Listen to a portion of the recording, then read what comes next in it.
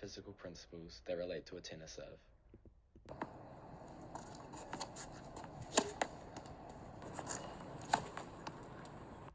Through several biomechanical principles such as force summation, balance and stability, and Newton's laws, I've successfully demonstrated and drastically improved my serve.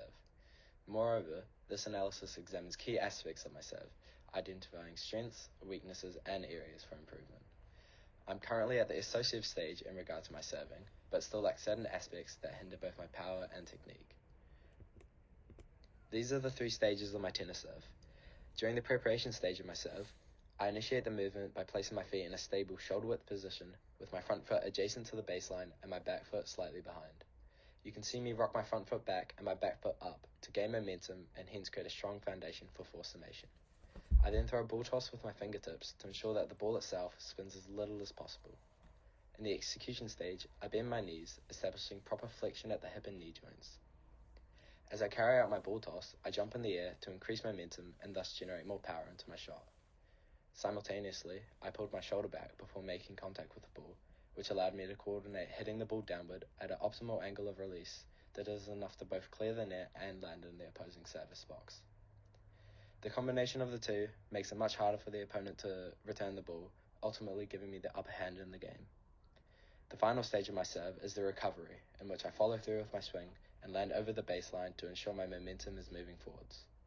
I will know that I perform my recovery stage well when both my feet are planted on the ground in an ideal position to receive the returning ball. Furthermore, timing is imperative within my serve and ties all the biomechanical principles together.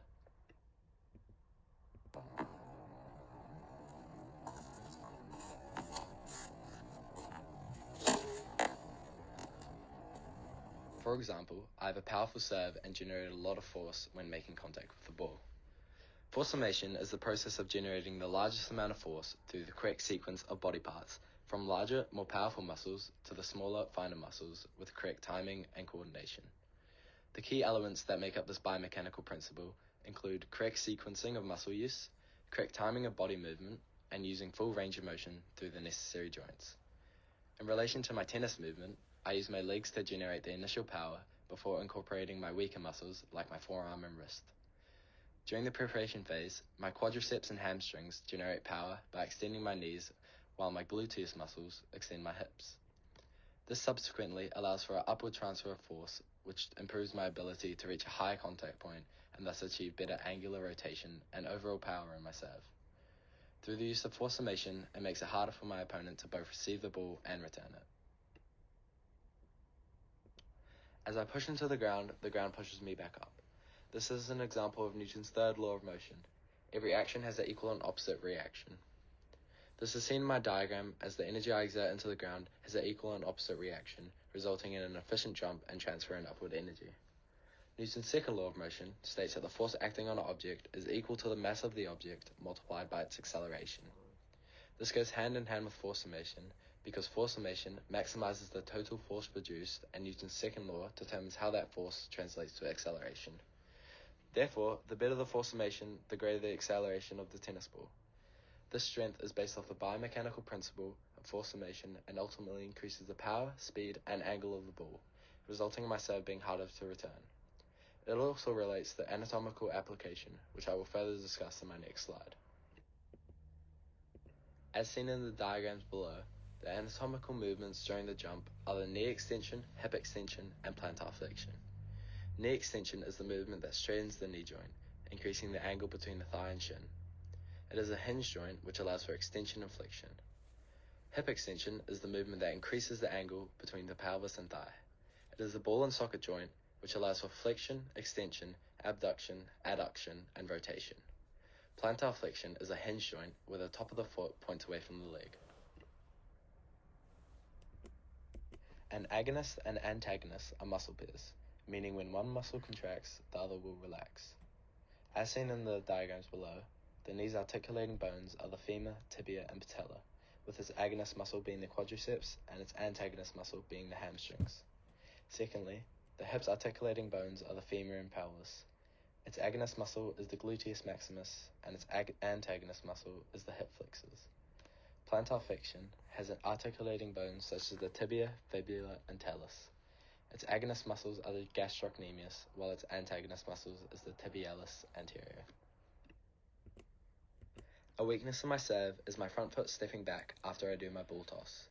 This is a weakness because of the biomechanical principle of balance and stability. Moreover, it affects my desired outcome because it hinders my power, reduces overall balance, and increases variability, making my serve inconsistent. Balance and stability consist of three aspects, those of which being center of gravity, base of support, and line of gravity. My base of support refers to the area under me that includes every point of contact I make with the ground. In my tennis serve, my base of support is dictated by the position of my feet. If my front foot remains planted, I consequently maintain a stable base of support, allowing me to generate upward force effectively. However, since I step back, my base of support shifts, which reduces stability and further makes it difficult to transfer power into my serve. My line of gravity is the imaginary vertical line that passes through my center of gravity. When my front foot steps back to me and my back foot, my line of gravity shifts back in the process, thus making it harder for me to push off the ground effectively and gain forward momentum. Finally, my center of gravity is the point at which my weight is distributed evenly. Ideally, my center of gravity should be slightly forward, but because my front foot steps back, my center of gravity is at my back leg. Also, my center of gravity is too high, which reduces my body's ability to maintain stability. As a result, I lose balance and potential energy that should be going into both my racket swing and jump. The anatomy that causes the weakness is my knee joint. The knee joint is made up of the patella, femur, tibia, and fibula. Additionally, the muscles working in pairs to create the movement are the quadriceps and hamstrings. Moreover, my center of gravity is too high because my knee is not flexed enough, therefore putting me in a less stable body position. The main weakness relating to balance and stability is also linked to projectile motion. I have an unbalanced body position while performing the ball toss, resulting in an inconsistent and unstable angle, height, and speed of release of the ball. This reduces the control over the ball toss and thus disrupts the timing of force application, contributing further to an inconsistent and unsuccessful serve. Some modifications I can make to my tennis serve to improve it would be to do certain drills that focus on keeping my weight on my front foot.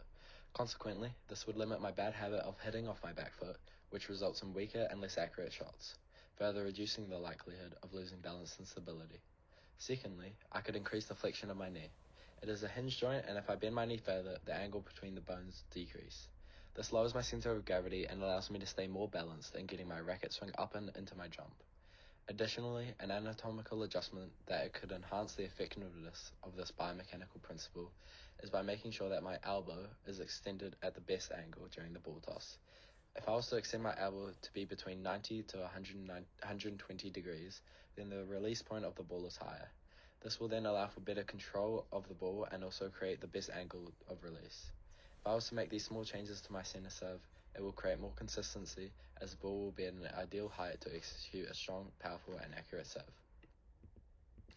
The best biomechanical principle for learning the tennis serve is balance and stability, because they create a very important foundation for power, accuracy, and consistency. It establishes good stability and ensures effective weight transfer when moving through all the phases of preparation, execution, and follow-through. This is due to maintaining proper posture, a stable base of support, and a center of gravity that is central to a player's mass.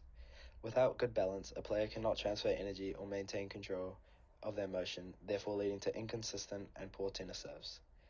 Balance and stability are crucial to a good tennis serve because a stable base of support ensures maximum energy transfer. A stable body position aids in creating the correct body alignment, reducing unforced areas for the ball toss placement. Furthermore, without balance and stability, no other biophysical principle can effectively be applied in learning the tennis serve. For instance, even if you use your body parts in the correct sequence at the right time and use force summation effectively, you still need to maintain a balanced and stable body position for a good serve to be executed. Without balance, your power generated suffers, so no matter how hard you try to generate enough power through force summation, it cannot be executed. This can also be linked to angular momentum and rotation because serves use the hip and shoulder rotation to generate racket speed. You simply cannot generate enough hip and shoulder rotation without a balanced and stable body to start with. Ultimately, my tennis serve demonstrates several biomechanical principles, both highlighting my strengths, weaknesses, and areas for improvement. I've established how and why force summation is imperative to my serve and the articulating bones that encompass the movement, whilst also analysing my weakness of balance and stability. Through the implementation of these principles and the extended knowledge of the concepts, I can ensure improvement in regard to my physical movement of serving.